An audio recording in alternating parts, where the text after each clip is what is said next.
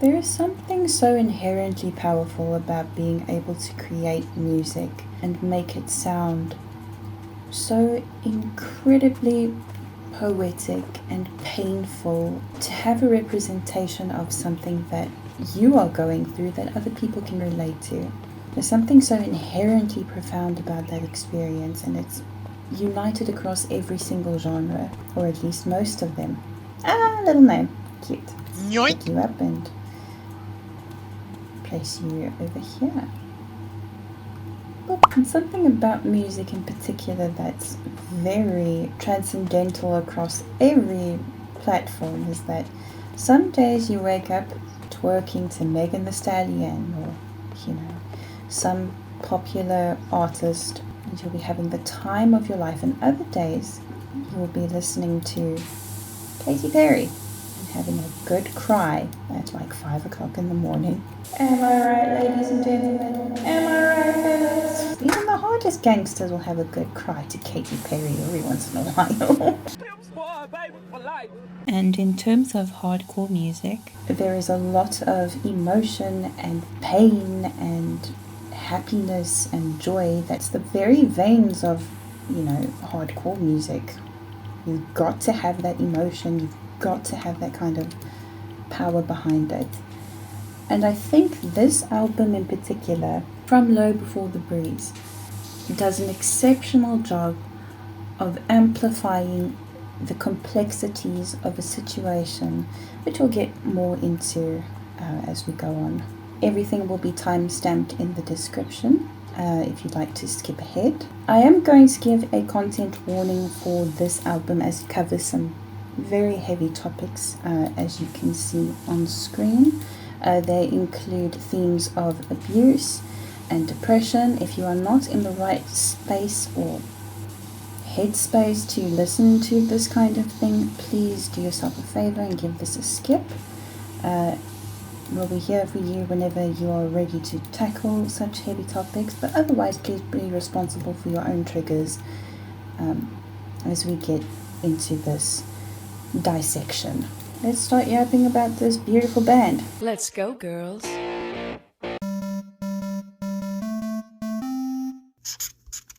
It's CherryChaser. Album breakdown.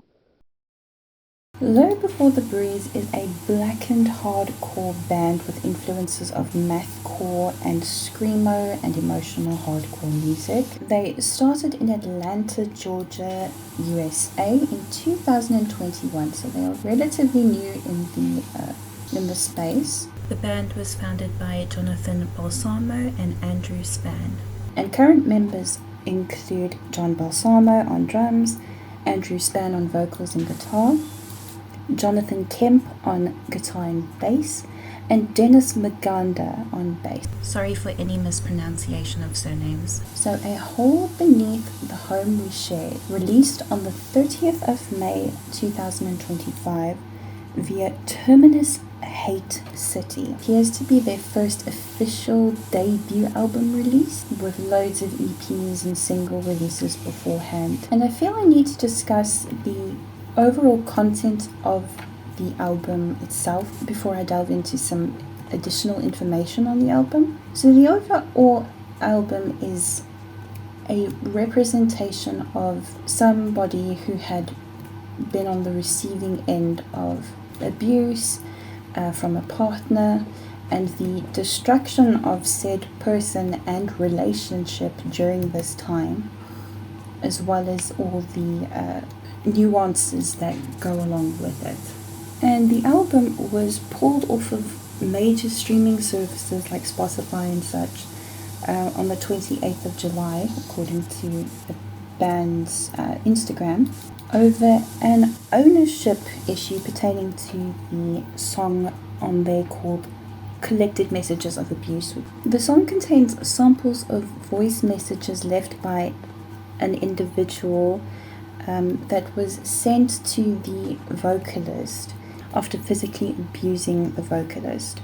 And the distribution companies and the streaming services had to pull these albums off of these major streaming platforms because said individual claimed copyright ownership on that song. Luckily, the album is back on major streaming services as of yesterday, which I will put the date on screen. I think it's fantastic that the album was reinstated. This is a vitally important album in my opinion, but we'll get further into that later in the video. The overall ambiance projects this kind of droning emptiness that is very prevalent from the very first track, and it does an exceptional job of just echoing that nothingness that depression can give you, and the isolation and the feeling of just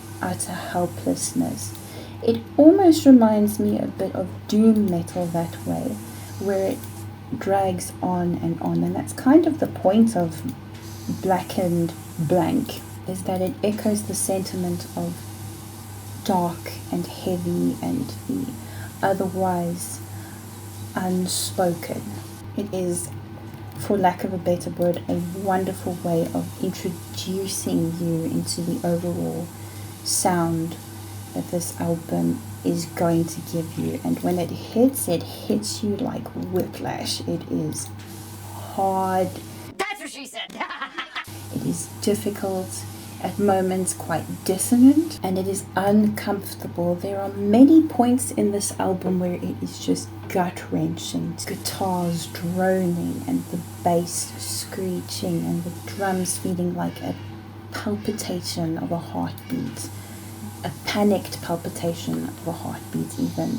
There is just a numbness that is unsettling. It's sickening. It sits with you in a way that I really needed to hear, because I myself have been going through a lot of pains and stresses this year, and to hear that in music, there's just something so necessarily comforting about it.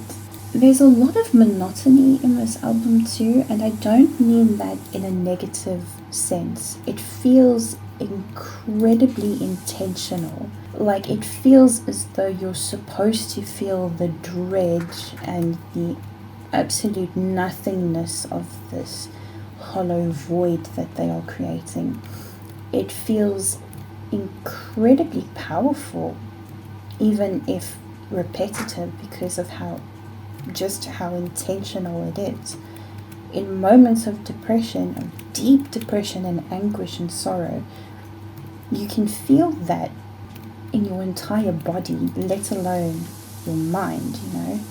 And to hear that personified throughout this album and not just in one particular song is really just a testament to how deeply abuse in general affects people.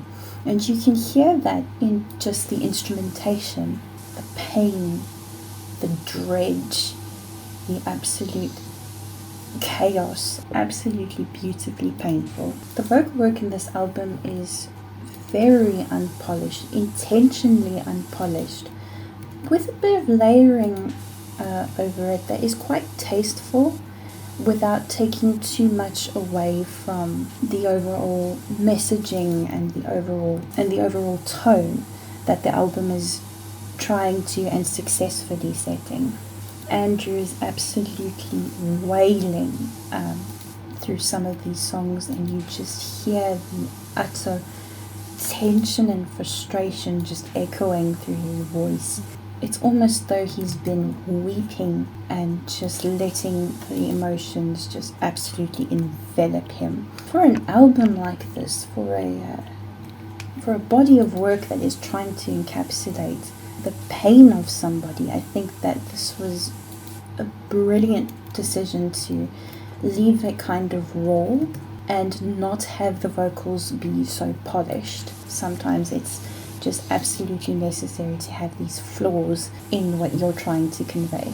The drum work in this album in particular is freaking incredible. They command your attention in a way that is a bit subtle at first, but upon listening to this album over and over and over again, there's just so much technicality that goes on in it that it is wildly impressive how they managed to pull it off in just this album alone. I'm absolutely gobsmacked at how I never really caught onto it the first time.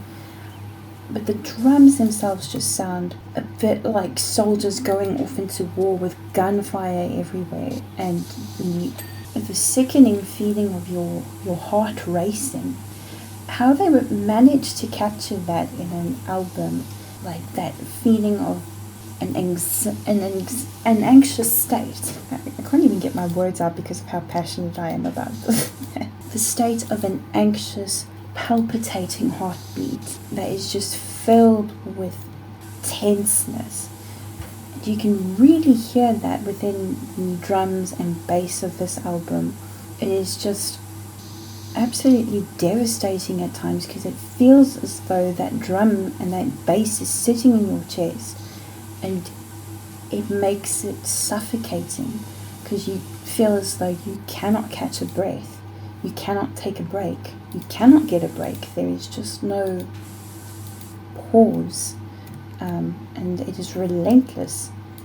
And I think that is such an exceptional way of using drums in emotional hardcore music, the bass adding an overall gritty tone to it, whereas the guitars are rather melancholic but melodic. They carry a lot of grit to them, very punk inspired, very post-punk in a lot of senses too. I picked up a lot of post-punk influences from this release, but I have been yapping too much about the overall tone of the album. Let's get into my standouts for this particular album. They are Keep His Name Sacred and Pure, Cadaver Synod, Proverbs 7 verse 22, and Collected Messages of Abuse. It just so happens that these songs kind of follow one another, with maybe a song or two in between to break up the vibe, but I feel that these 4 songs in particular encapsulate the album the most. Alright, so Keep His Name Sacred and Pure. I found it very interesting that they decided to adopt a noise aesthetic into this song. I felt that was a very bold move that kind of paid off. In Keep His Name Sacred and Pure, it is just a chaotic dissonance, and it feels like impulsive thoughts, like waking up in a very deep depression and your mind is just wandering mindlessly, but with a heavy emptiness that you try to fill with thought, but even these thoughts are just pain and depression and stress and current ongoings that aren't giving you any sort of emotional feedback other than to just echo the numbness.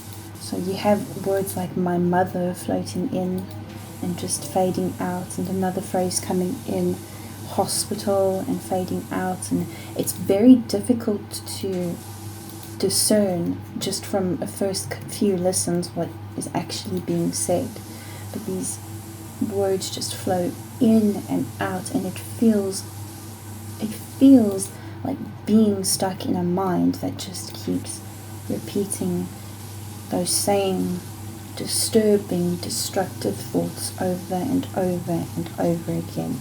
There is features of heavy breathing, what sounds like heavy chains being dragged, as though the thoughts that are being personified in this album are weighing so heavy that they just drag behind you as you march on through. There's an electric dissonance in it from the electronics, and it sounds very similar to fluorescent lights being turned on and left on and switching them on and off, that buzzing, that droning, that groaning that the lights seem to make. It's as if the lights don't even want to turn on anymore because of how much power is being used to drain them, you know. The light sounds like it's flickering, almost. It is drawn out, it is painful, and it's not in a negative sense. That is exactly what it's trying to portray. The monotony and the repetitiveness of these impulsive thoughts that deflect off of you in such a deep and depressive state.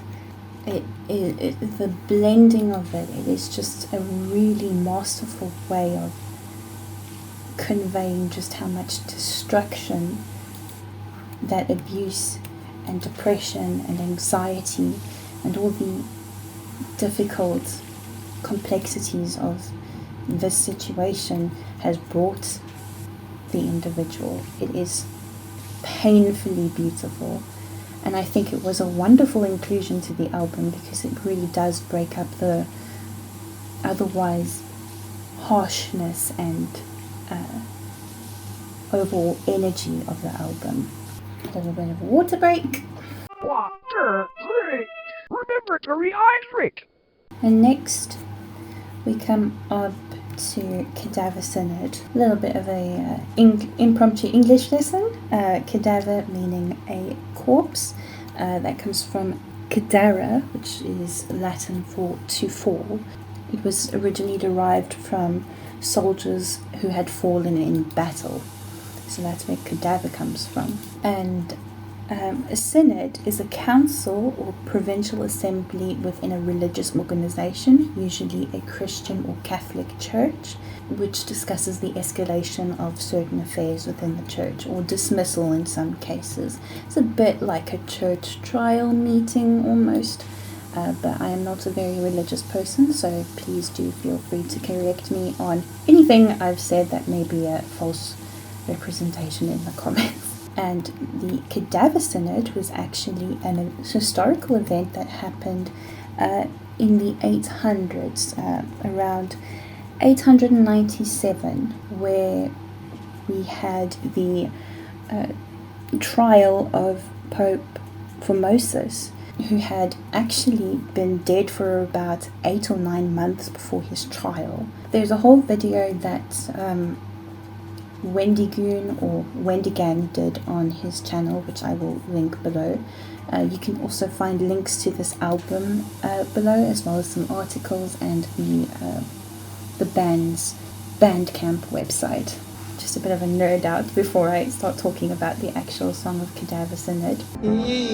So the overall song has spoken to me in a way that I didn't think was possible. I'm gonna yap, folks. Oh. Prepare your ears. Cadaver Synod is probably my favorite song on this album, and perhaps is a contender for Song of the Year for me. There is just so much in the song that I feel that anybody going through a difficult time in their relationship, or has had to face the lack of care and nightmares that you can have from a failing relationship, or in such a deep depression and the anxiousness and the worry that this relationship is going to fail. And we're going to go into a little bit of a lyrical analysis. As of recording this video, the band has not released the lyrics for Cadaver Synod, but this is just what I can gather upon listening to it a handful of times. While we clean this little froggy over here. And look at him, he's a cutie with a cutie little booty. So the way the song starts out lyrically, the vocalist talks about a dream that appears to be reoccurring, where they are dying and their loved one that they are trying to convey emotion to just refuses to acknowledge the situation where they need care. They are completely cold and very cruel and almost unresponsive, and they are not getting the care that they rightfully deserve in this very dark and twisted situation. And so within this dream, they begin to bury themselves beneath their home and hold their breath and wait. And the lyrics really heavily imply in the first few lines that this is not a one-time thing. This is the dream. meaning or implying that they've had this dream at least more than twice. And I think the emphasis on that word in particular is what really stuck out to me. I had the dream where I was dying and you wouldn't meet my eyes. I had the dream where I was dying and you wouldn't kiss my lips. When you told me that my love wasn't enough, I dug a hole. And upon the first mention of digging a hole, it gets repeated over and over and over again. And there's a swell in the music. There's a lot of tension that builds up within the strings as it's being pulled out, as the sound is just being pulled out of all these instruments. And the drums are a bit like mechanical almost, as if it was a given that you were going to dig this hole. It feels a bit predictive in that sense that of course you're going to be digging this hole. You are not going to get anything out of them. You're going to dig this hole. And it feels almost forceful in a sense that this hole has to be dug, and to the point where it's almost autonomous. And with the repetition of I dug a hole, you can almost feel the dirt passing through your fingers, or the tool that you're using to dig the earth with your hands pass over your shoulder. You can feel the sweat and the tenseness in your muscles and the dirt sitting underneath your fingernails as you continue to dig this hole in the earth. You can almost feel the tenseness of just the exhaustion trying to carry out this labor of digging. And the lyrics continue. I dug a hole in the earth beneath the home that we shared. And immediately after those words have been screeched out in anguish, like utter anguish, from the minute he closes his mouth, the dissonance and the build-up starts. And it is 1 minute of just this drawing out until the beat changes, until the guitars kick in. And once that happens, it feels like you're either being pushed or that you trip and you fall into something else, but you immediately catch yourself. And the lyrics continue with, I tried to stop my breath, to fix this home you hate the most. And it's almost as though that little push from it is like one of the last breaths that you're able to take in the song. It just feels like an exhale from all this building up. And it continues until around 3 minutes and 28 seconds, where Apostle immediately changes the vibe of just frustration, anger, and the dark and heaviness, the headache of dealing with trying to fix something that you don't seem to know what the problem is, but you're trying to dig yourself into this hole, and the heaviness that comes with that. I think the frustration is such a beautiful addition to it. It really kicks in. I think without Apostle's feature on there, it just wouldn't have hit the same, because you need to have that frustration in there. You absolutely need to have that moment of just anger and bitterness, and it's just an excellent feature. When their voices join together, Lord, I could just go on about these vocals in the song, but let me try and move on. And right at the end, as the instruments fade out and tone out quietly, it's almost as though you yourself have started to hold your breath. And now we go on to Proverbs 7 verse 22. That is a verse within the Christian Bible that talks about how a man was led astray by a, quote, cunning woman. This is an individual who is led by somebody through manipulation to something incredibly dangerous. though I'm not a very religious person, this verse, I went and read it. It really, whoa, yeah, no, that'll do it. That'll do it.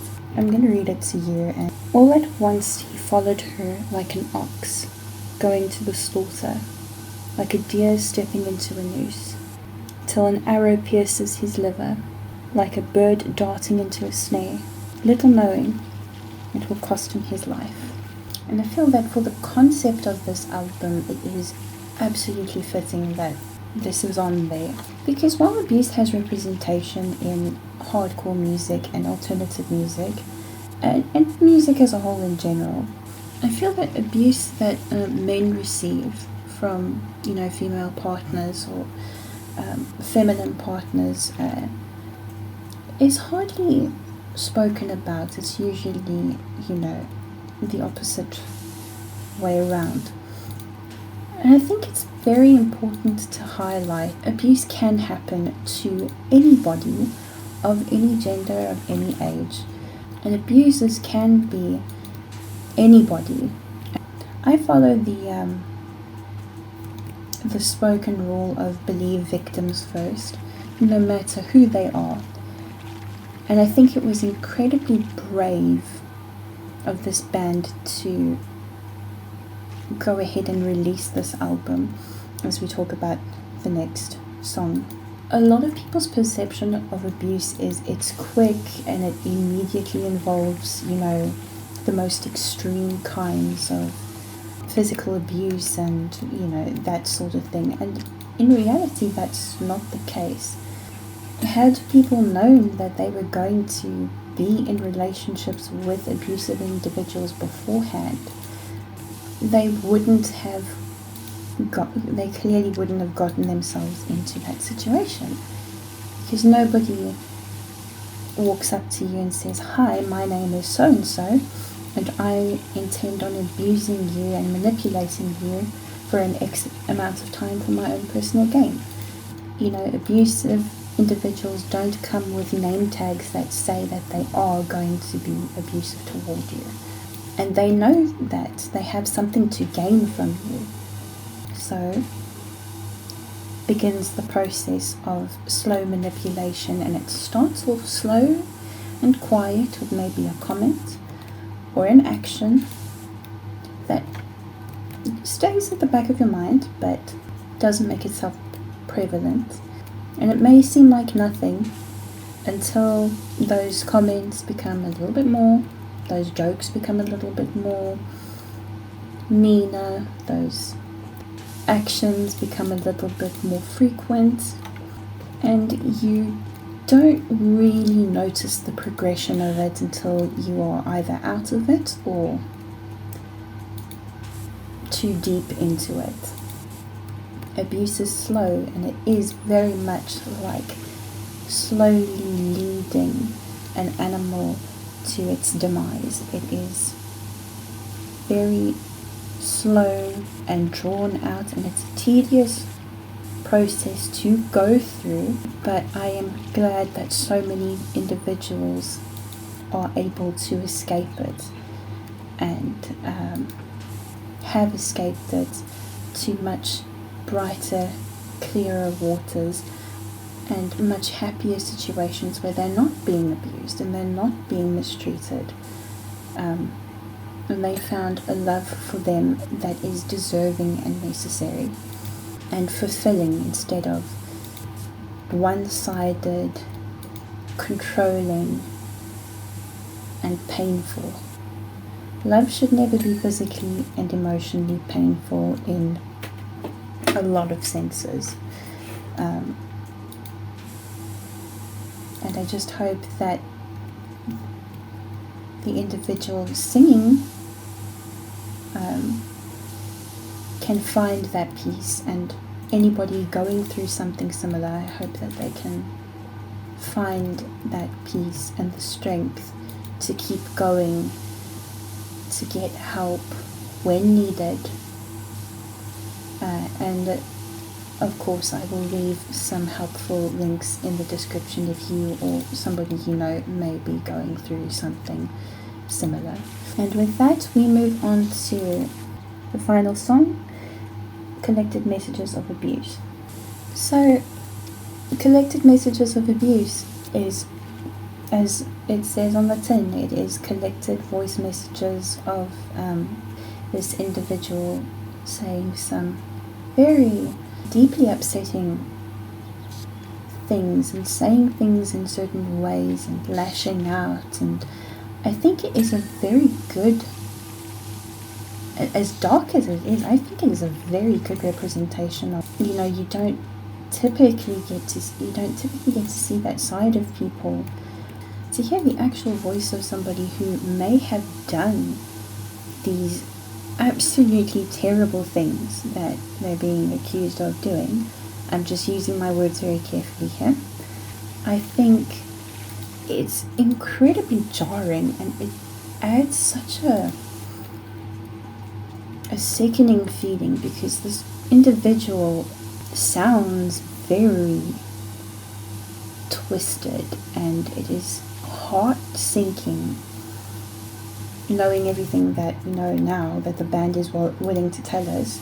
Hearing that person's actual voice is quite chilling, because you can hear the vileness that comes through these messages, and you can hear the attempt at false apologies, and the anger and the hatred and the jealousy and all the negative emotions. I think it was a very difficult and artistic choice to decide to put these messages in as samples in the song, and in my opinion I feel it was incredibly necessary, because once again, abuse and abusers come in all different shapes and sizes. It is very necessary to highlight just how different that looks and sounds and is. I think what they've done is incredibly important, because it advocates for people who may be going through something similar but don't know what it looks like. Abuse does have the same sort of face, but it looks very different. So while it may not be similar to a lot of people's experiences, there is familiarity in it. The content of these messages are very harmful, but now that they've been put in a song form that the band can profit off of, and educate others and say, hey, these type of people exist out there, and you are not alone if you're going through something like this. I think it's just so darkly poetic, and the fact that they were able to get this album out despite the attempt of control. They lost streams and money off of this, from having their album taken off of major streaming platforms and just keeping it contained into one place. They lost a lot of, I'd imagine quite a bit of money from that. And abusers have this want and need and desire to control. And the fact that they have the album up again, well, in itself it's quite liberating, because it is a testament into saying that person literally no longer has control over you and the song and the band. There must be so much liberation in that. And I don't know if anybody from the band is going to be listening to this, but I just want to say that to anybody who may have been a part of this project, or to anybody that has gone through something similar, and you've come out on the other side, or are still in the process of coming out through the other side, you're now regaining control of yourself, your surroundings, and your life, your autonomy, your everything. You are regaining that sense of living, and that is incredibly difficult to do. You've survived that. You've come out of that. however it looked before, you've come out of it and you have survived, or you are going to come out of it and you're surviving. That is incredible. That is absolutely incredible. And as scary as it is finding your feet, and as difficult as it is to find yourself again and to find your own voice, the fact of the matter is you had the audacity to try again, and you had the nerve to tell them that you no longer have control over that. Whatever that person did no longer has control over you. That in itself stands the test of time. I, at least, one person on the internet, am incredibly proud of you if you are going through something similar or have gone through something similar. I'm incredibly proud of you. Please do keep going. And once again, if you've struggled with anything of the sort and you need some help, please do check the description for resources. So overall, I feel that this album in particular is vitally important in its message, in its content, in its entirety. This album, not that this is a rating, this is just me nerding out, but this album to me gets a 10 out of 10.